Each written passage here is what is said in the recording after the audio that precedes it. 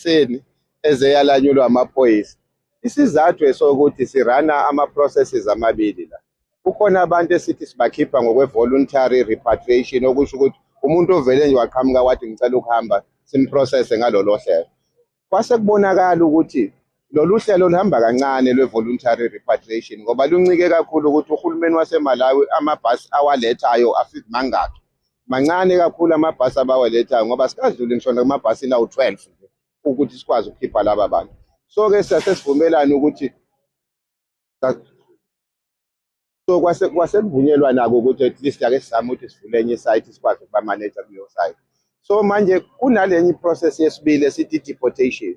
Nizokhumbula ukuthi uhulumeni wase-South Africa akakwazi ukuthi asebenzise imali yala e-South Africa for voluntary repatriation ngoba i-voluntary repatriation ifanele ifandwe uhulumeni wala bephuma khona.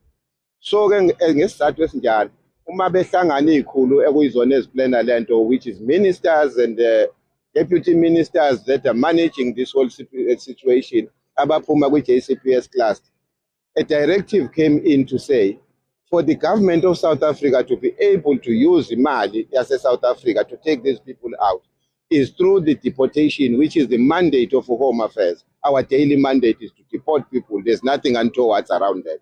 So saqala ke process yokwenza i-deportation because ukuze bakwazi ukuthathwa manje amanye amabhasi ke manje azophuma ekhishwa uhulumeni wase-South Africa. So-ke iyona-ke into edala ukuthi kube nenkinga. So-ke ekuseni besiqala-ke ngale ukususa laba esibafight baye enkantolo ngoba mawuzokwenza i-deportation kumele umuntu ayovela phambi kwenkantolo aconfirmwe for deportation. That is the law ekumele singakwazi. That's why sinenye inkantolo ekhona la kwi-site.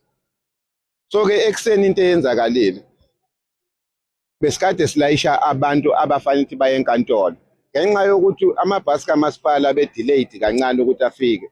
Iy'nkantolo sezilindile ngale sacabanga ukuthi asisebenzise iy'moto zethu ezi-branded zakwa-Home Affairs ukubathatha sibahambise enkantolo.